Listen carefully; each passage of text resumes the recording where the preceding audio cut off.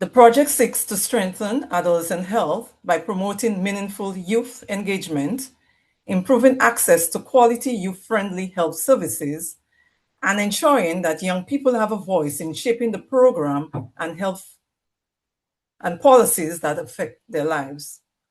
Over the coming weeks, the webinar series will provide a platform to share, to learn, and explore practical, evidence-based approaches that support healthier futures for our young people. We hope each session will leave you informed, inspired, and equipped to make a positive impact within your communities and countries.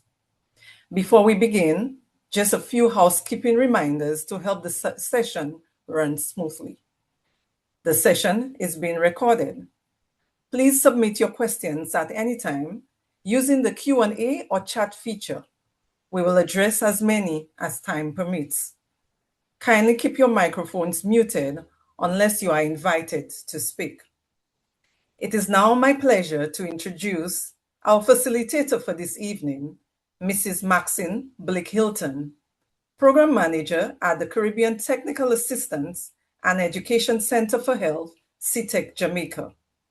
Mrs. Blake-Hilton is a licensed counseling and consulting psychologist, certified grief and trauma therapist, and play therapist with more than 20 years of experience in public health. Her extensive regional experience and passion for promoting holistic well-being makes her an exceptionally well-placed to guide today's discussion. Please join me in giving Mrs. Blake-Hilton a very warm, rich welcome. Over to you, Maxine. Thank you, Cynthia. Good evening, everyone. It's a pleasure to be here, and I will start sharing my slide. Just a minute, please.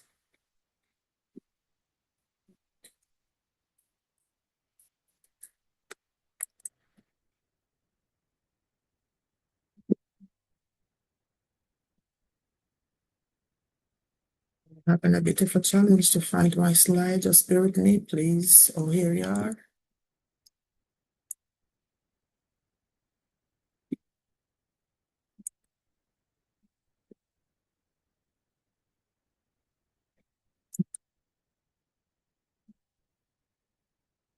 All right, so I think we should be up and running now.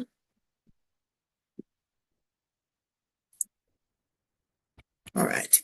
So good evening again, everyone, and I'm happy to be here. I hope you're all happy to be here. Just want to spend some time this evening talking about understanding the teen brain, or otherwise the adolescent. So as we know, the teen brain is under construction. All right.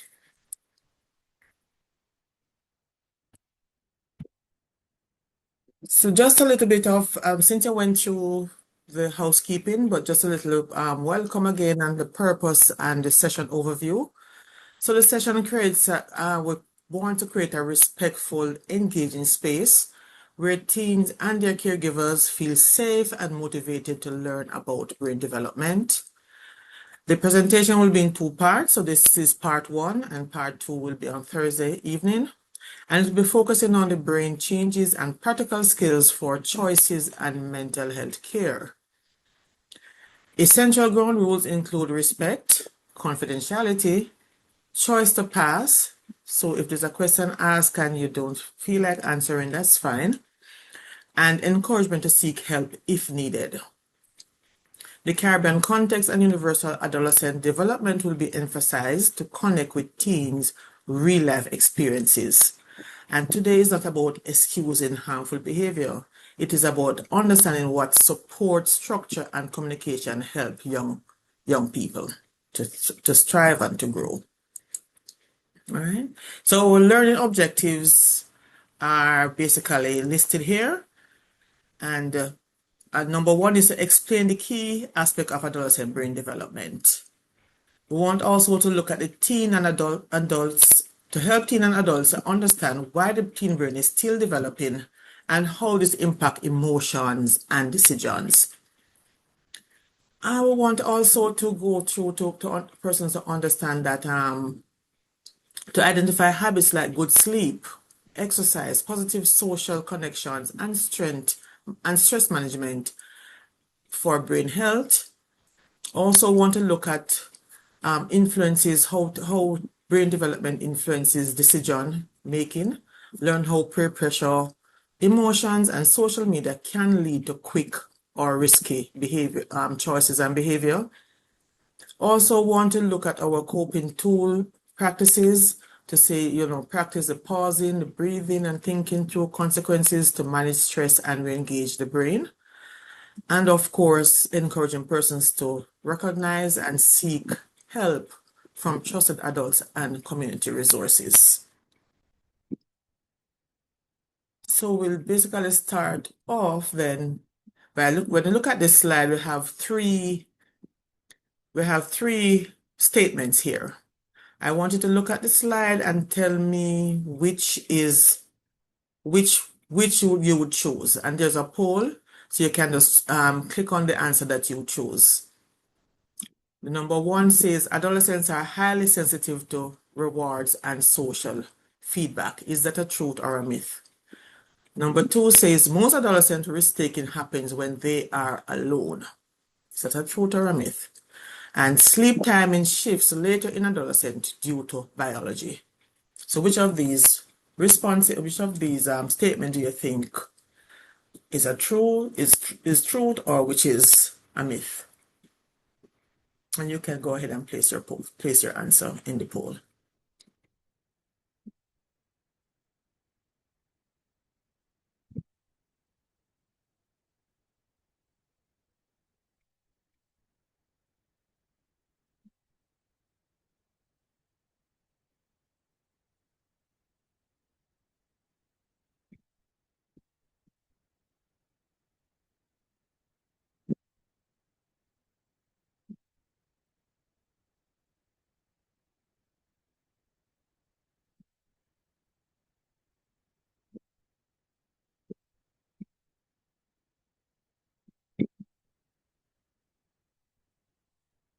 The poll will be closing soon. If you haven't placed your response as yet, quickly do so.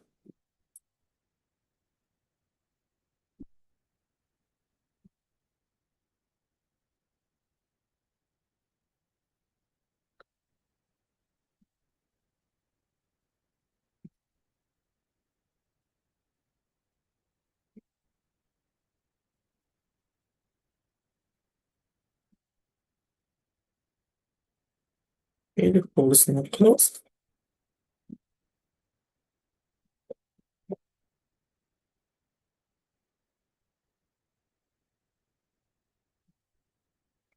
All right, here you go. So here's the responses. So 13% said number 1, 28 says number 2, and 12 says number 3.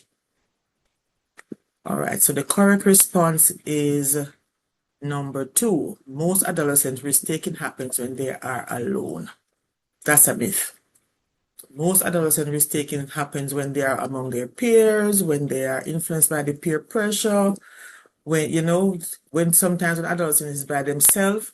For example, I'll give an example here. If an adolescent male is left at home by his or her parent, by his parent, and he's there, might be watching TV, might be playing games, and once friends come over, you'll find that's a different adolescent. He'll probably leave the house and go somewhere and get in trouble, or he'll probably do things that he wouldn't have done alone. So therefore, most risk-taking takes place when the adolescent is with peer, because adolescents tend to want to identify with their friends. All right, and we will cover some of that further on in the presentation.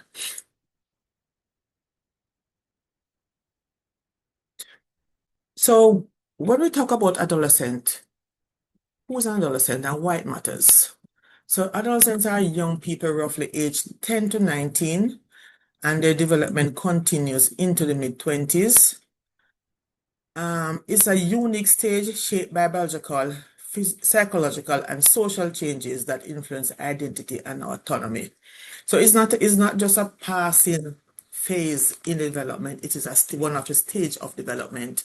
And it's a period of rapid physical, emotional, social, and cognitive growth. So everything is basically happening in this time.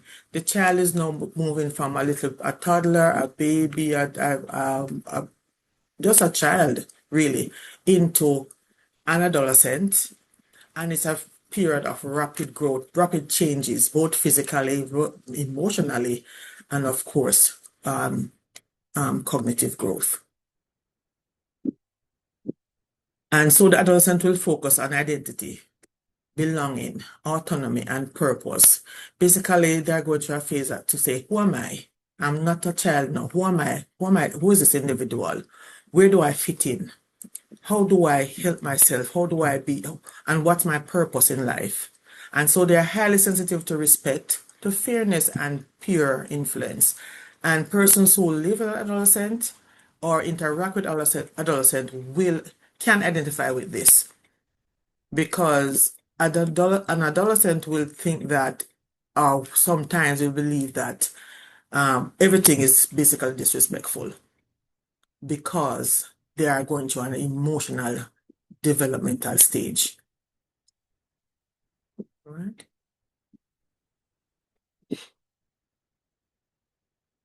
So adolescents' risk-taking reflect natural exploration.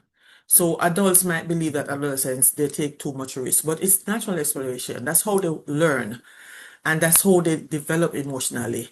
So it's not mere defiance or not mere not wanting to listen, but it's a stage where persons learn, and it's a exploration stage.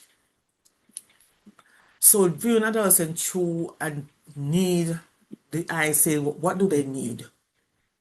What are they crying out for? Do they need safety? Do they need autonomy? And so if you view the adolescent in those lenses, then you're able to help them rather than to judge. It's a stage for positive growth, opportunity for positive growth. So supportive relationships and clear boundaries help adolescents develop skills, preparing them for adulthood. So even though it's a stage of change, it's also a stage where there's a lot of opportunity there to help adolescents to stay focused or to develop as we would want them to develop, to productive persons.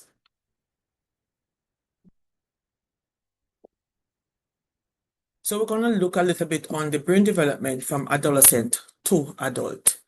So the brain continues to develop from early teenage years through adulthood, maturing in stages over time.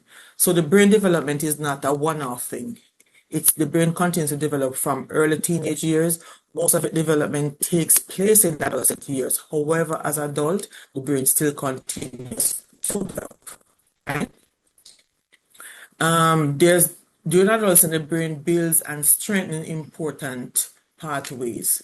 So important neural pathways that help the brain to function. Those are strengthened, and those that are not used are pruned or and destroyed. So it's really a period of great change. The emotional area of the brain develops faster than the thinking and planning region. Hence, you'll find that the adolescents generally tend to be very emotional. And so adolescents are not emotional because they want to be emotional or because they are unfair. They are emotional because of the brain development. The emotional area of the brain develops much faster than the thinking part of the brain. So this affects the behavior, how the adolescent behave. So knowledge of brain development helps parents and teachers, caregivers better understand adolescent behavior and decision making. So in other words, the brain is not developed fully developed at childhood. Instead, it develops stage by stage and step by step, with different parts maturing at different time. All right. So the decision that an adolescent makes, an adult might not have made that same decision because of how brain, section of the brain that is developed during whichever stage of life.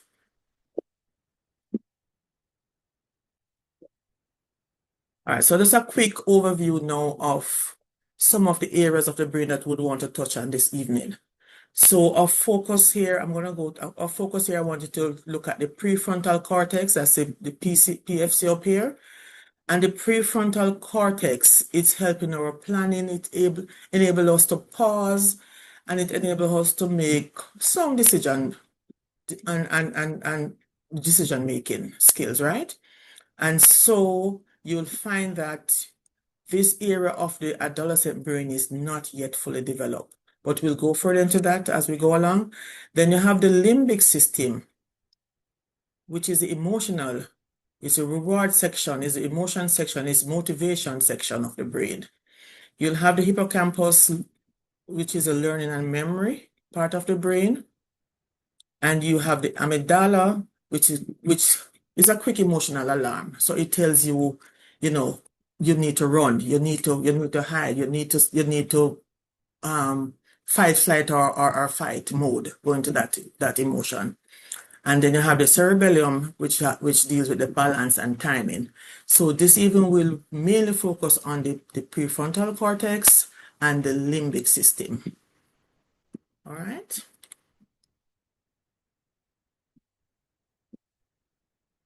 So just want to point this out, that this big idea here, the teen brain is not bad. It is still building better pathway, right? So between the age of 12 to 14, there's fast, rapid growth. 15 to 17, you have the emotions, the rewards are strong. 18 to 21, you start to tune down a little bit and planning start to improve. Person start to think ahead. And then 22, 25, you have network become more efficient. So the average person now is has come into their own then. The average person is now more able to make sound decisions because of where in the brain that is developed at that age. So between age 12 and 14, I said the brain forms many neural connections, and this aid learning and adaptation. So the brain is just firing, right? But it's not really set. It's just developing, but things are not really set yet. And so emotion versus cognitive growth, emotional center matures much faster. And so therefore there's less self-control because the cognitive growth doesn't catch up with the emotional part of the brain at this age. So the 12 to 14 is very sensitive to peers and rewards. They want things and want it now. It needs to happen now. They don't think of the future. When they think of the future, it's in the here and now. And they're highly sensitive to their peer opinions and reward. So if a 12 or 14-year-old come on crying, say for example, a girl, crying her eye out that her friend said her hair didn't look good today, that's normal. Because she's highly sensitive to what her peer think about her. So that is the reason why they are so emotional, because of the part of the brain that is developed at that stage. So sleep is very important. It's critical for brain growth and organization during early adolescence. Remember, if something is producing, if your brain is working over time, then of course you're going to need rest. You're going to need more sleep than other persons would. All right, I don't know if you tell me, well, sorry, I can't see the participants, but I hope you can see this slide. So if you look here on this, the same 12 to 14 we're talking about, the brain is growing connections and starting major cleanup work. If you look at the basically we'll call it the wiring for argument's sake, it's all over the place, right? All over the place. The brain is just going.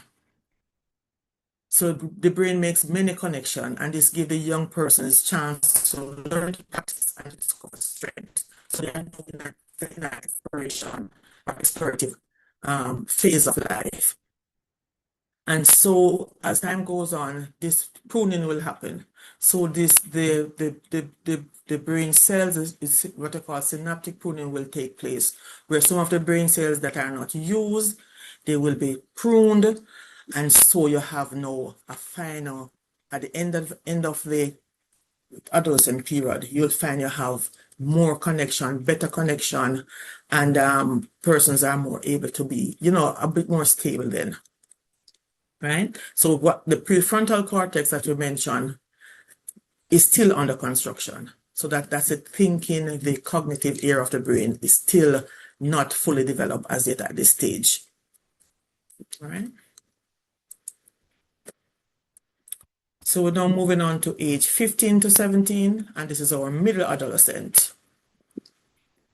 So during this stage now, the brain strengthens frequently, uses connection and trim, as we said, trim. So the brain is still trimming the unused ones to improve efficiency.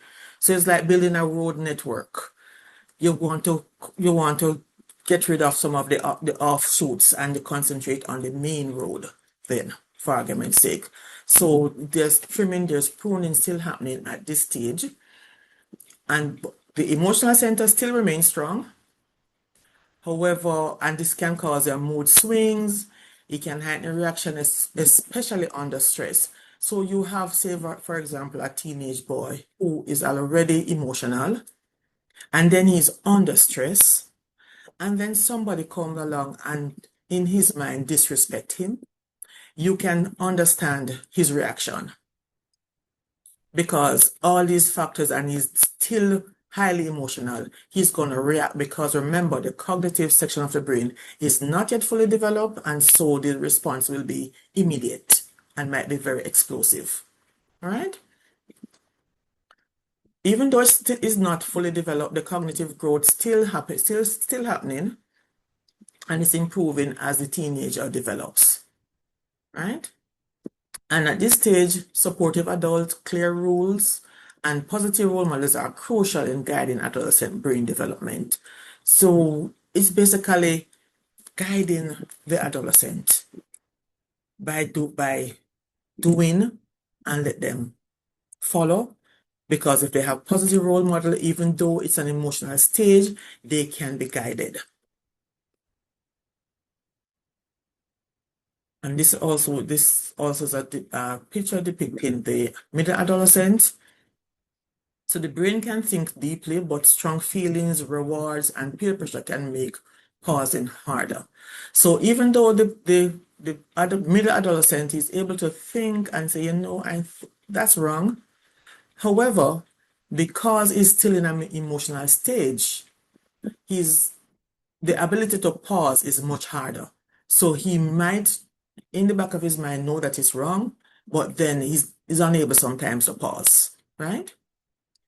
So the reward and emotion system are very active, and planning system, of course, it keep improving, but it's not as active as the emotional stage. So support like sleep routines and calm decision practice strengthen useful brain pathway. If you notice down here, there's a thing we call myelin coating.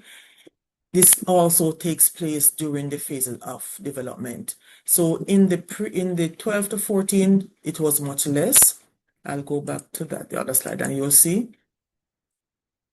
So look at the blue dots down here. It's much less in the 12 to 14. So the messages are not clear. They're not as fast as they should be between the brain cells and between the nerve cells.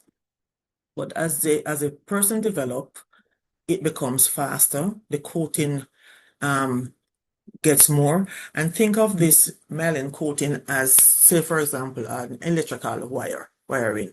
That white tough part outside used to insulate that you put the electrical wires in to protect and to protect the electrical wires. It's basically the same thing like for the brain. So these are the blue thing dots you see here, they are like fat that covers the brain and covers the brain cells and allow them to move faster, send messages faster, send clearer, more effective messages between brain cells.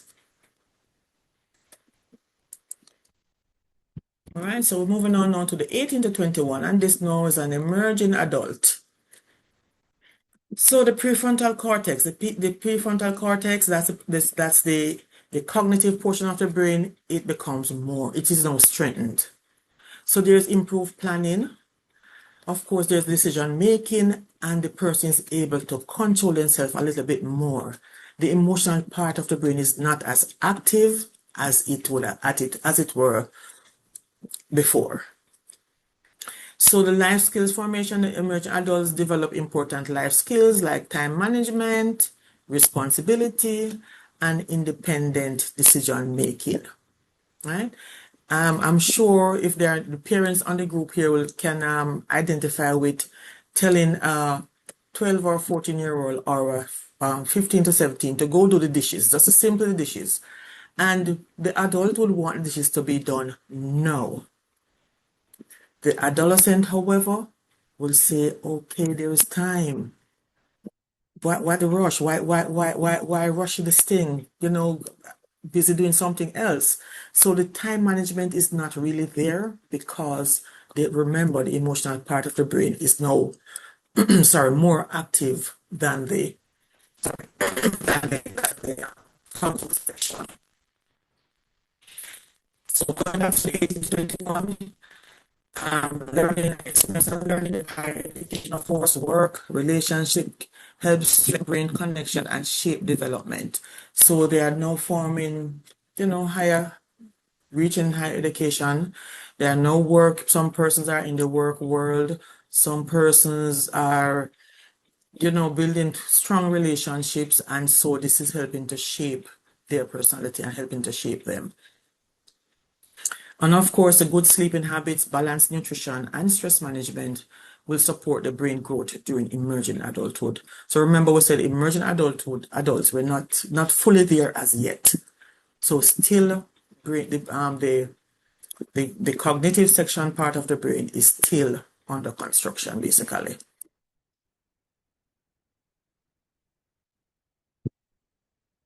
So if you look now at this diagram, you'll see just zero down on the coating, on the myelin coating, you will find that it is much more at this stage.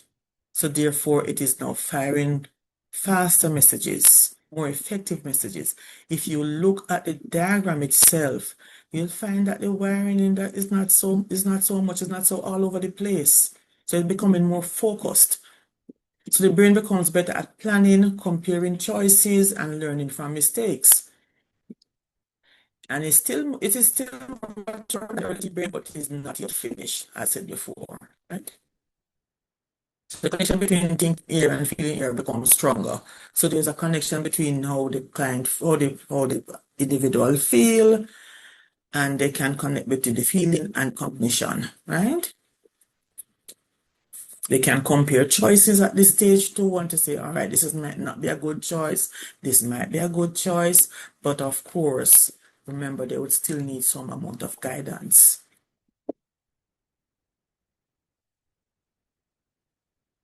Then we move on to the age 22 to 25 plus, which is basically the adult brain.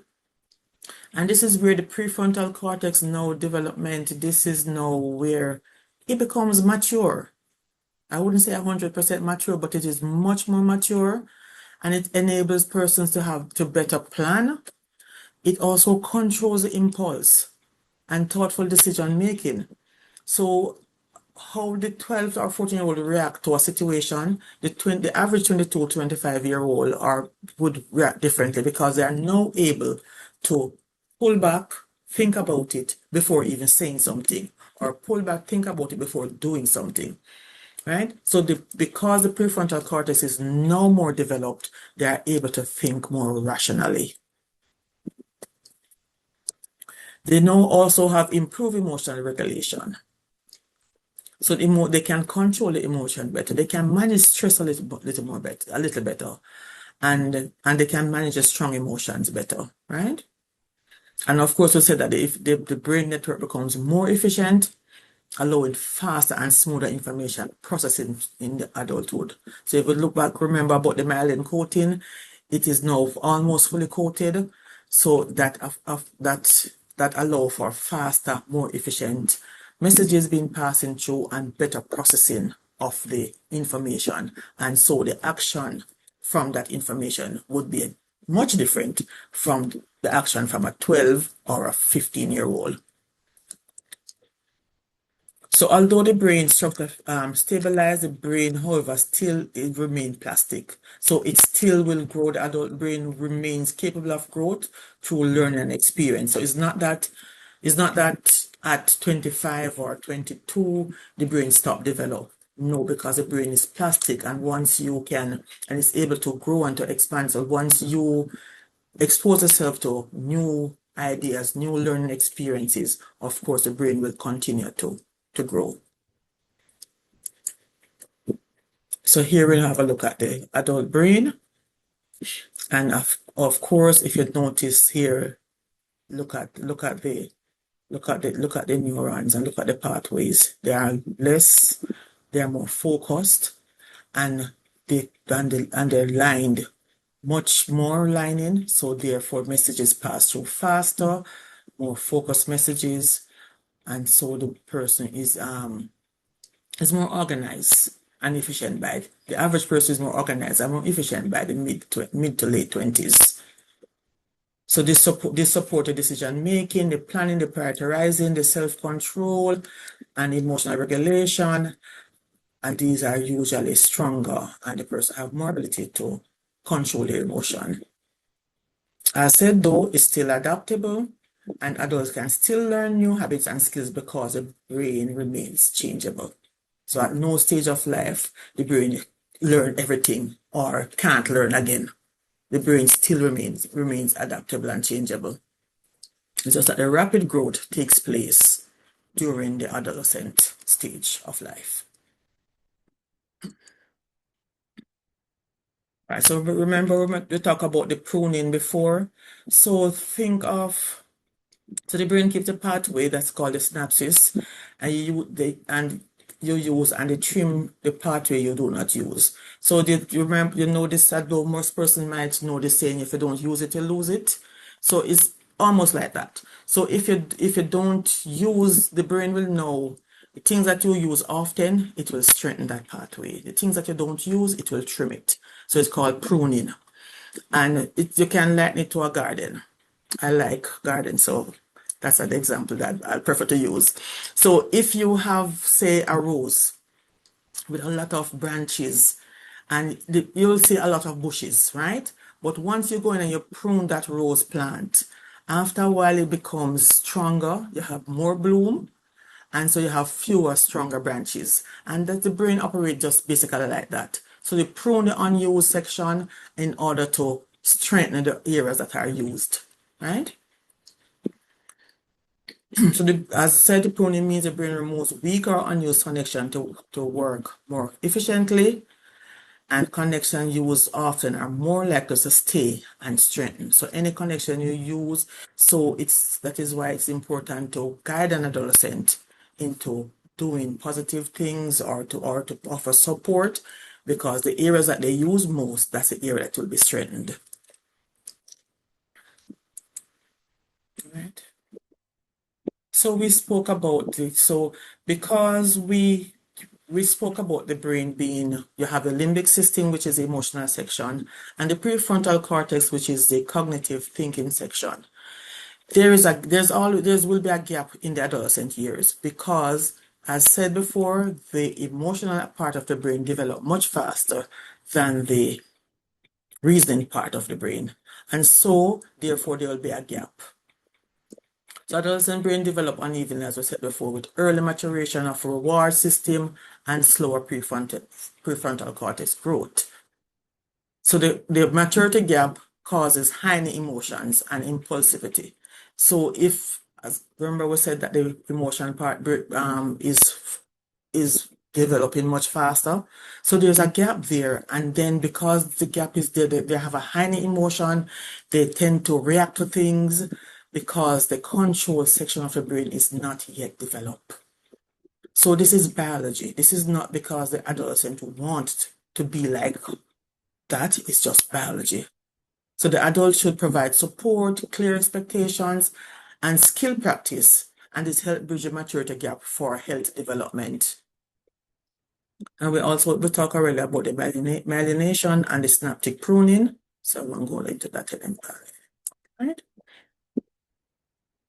So putting some things in context here. So this is look at the adolescent. Over on my left would be the adolescent, the limbic system, the adolescent brain. Over on my right would be the adult brain, the prefrontal cortex. So if you notice both brains, you notice the areas that is more functional, that is more functional or more developed. In the adolescent is the limbic system.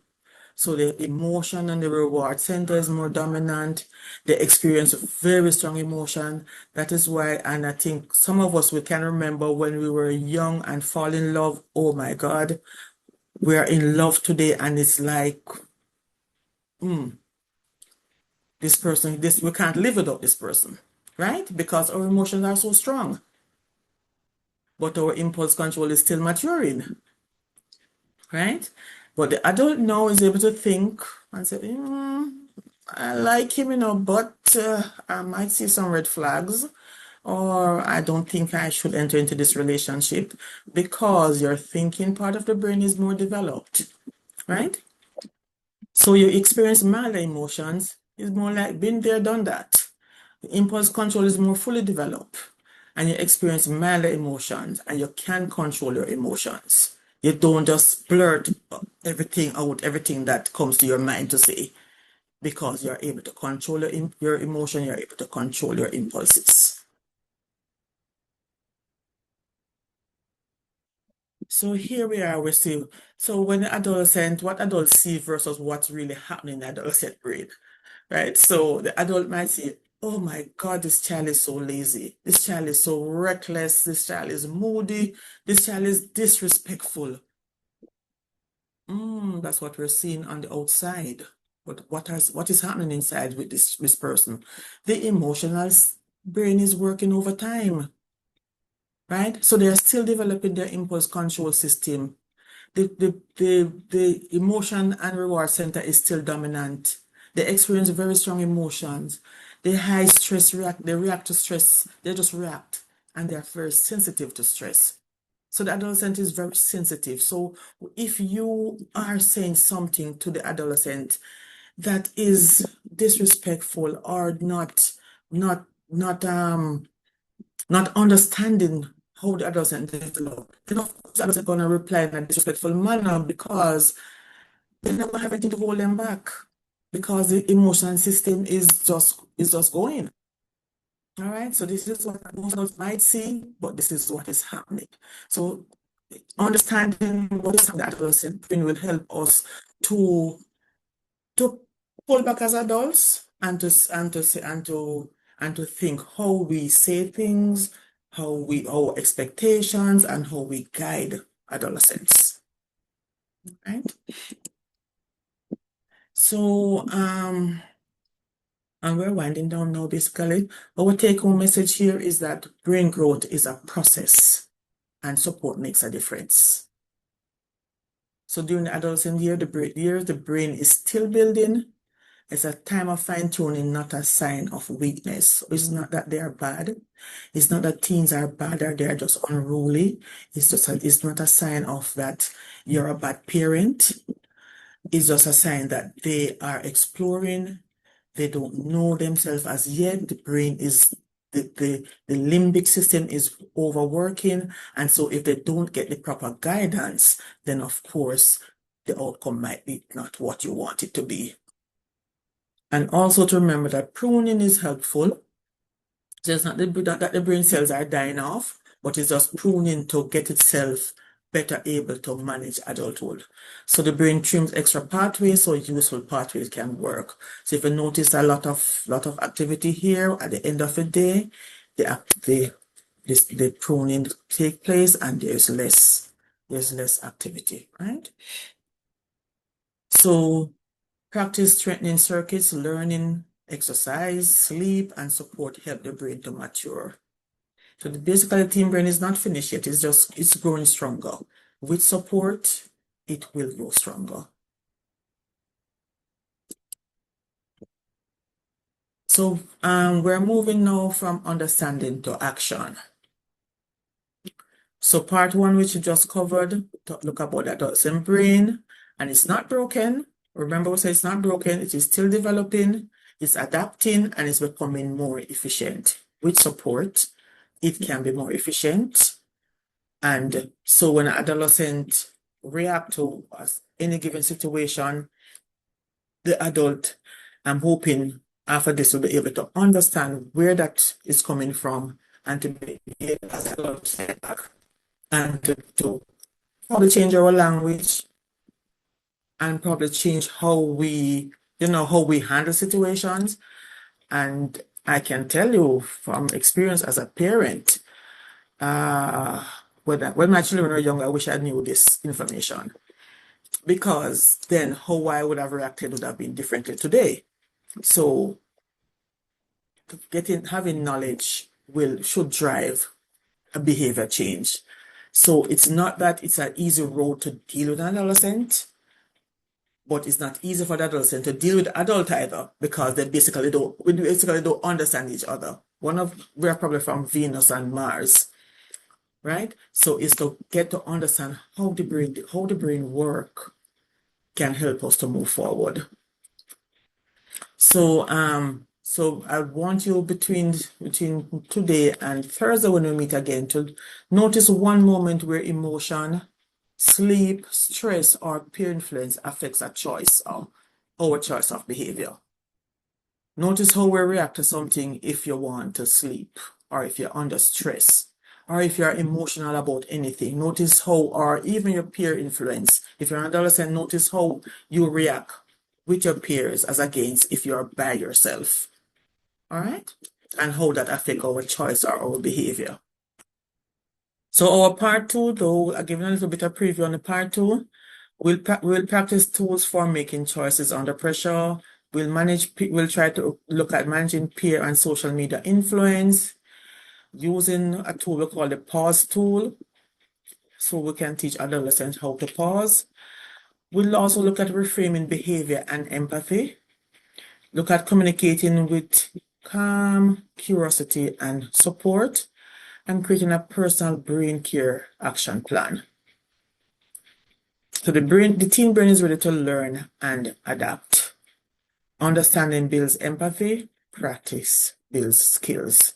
So if you are able to understand the adolescent and then you practice some of these techniques, you'll be able to build skills to deal with adolescents, and adolescents will build skills to be able to, even though we know that the brain is emotional, but able to practice so that you can help yourself to remain calm or remain in a situation where you can handle yourself without being disrespectful or according to adults or in other words, be able to communicate more effectively.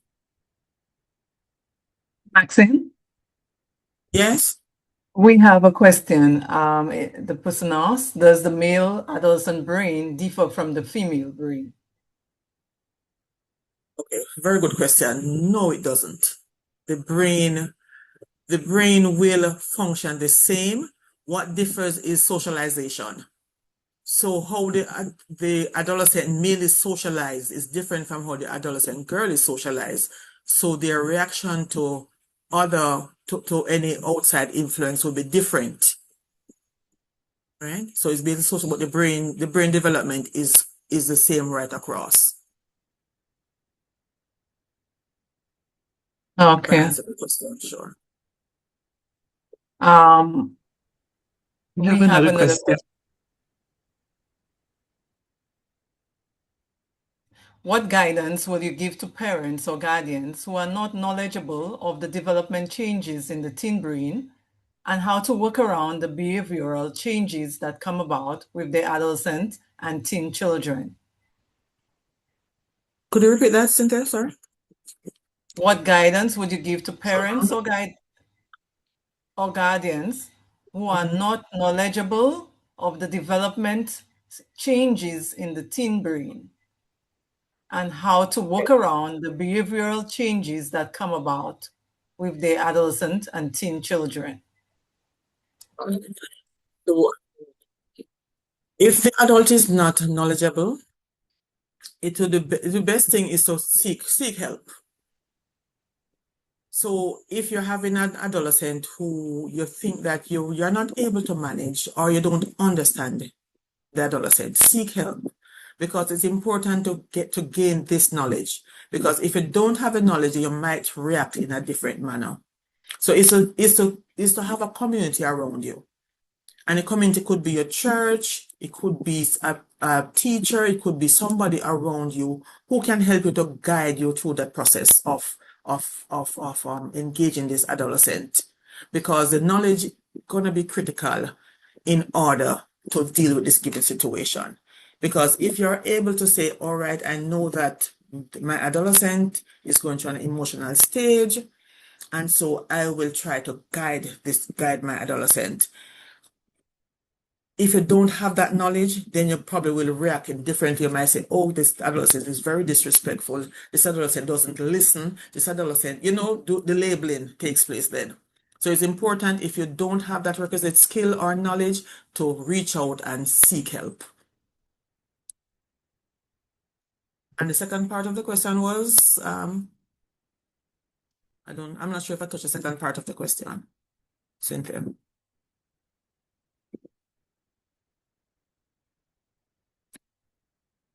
Cynthia? Can you hear me?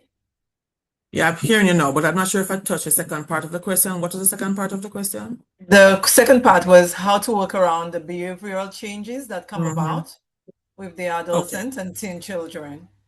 Okay. So it's basically to seek help. Yeah. Once you feel overwhelmed, it's to seek help, because if you're going to react out of frustration or out of lack of knowledge, then the situation can only get out of hand.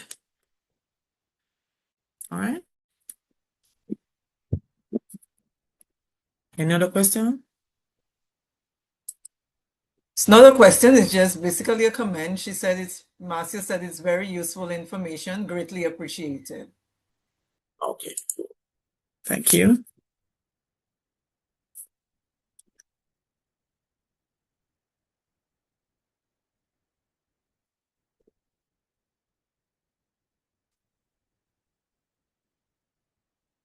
So what she's doing?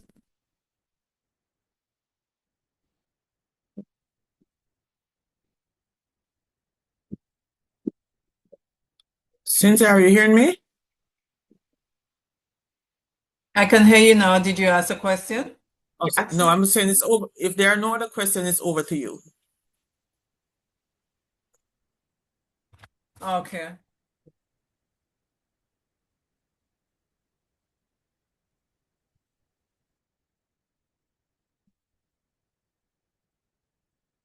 As we come to the close of today's session, I'd like to extend my sincere thanks to the facilitator, Mrs. Maxine Blake Hilton, for sharing her expertise and valuable insight with us. Thank you, each of you, for your participation, thoughtful questions, and commitment to improving the youth health across the OECS. Your engagement has made today and our other sessions, I'm sure it will make it a success. If you haven't already done so, we encourage you to register for our second webinar, which will be held on Thursday. We look forward to welcoming you. There's so much to learn about the adolescent teen brain, right? So on behalf of the RICH Project team and our partners, thank you once again for joining us today. We wish you a wonderful evening, stay safe, and looking forward to seeing you on Thursday. Have a good night, everyone.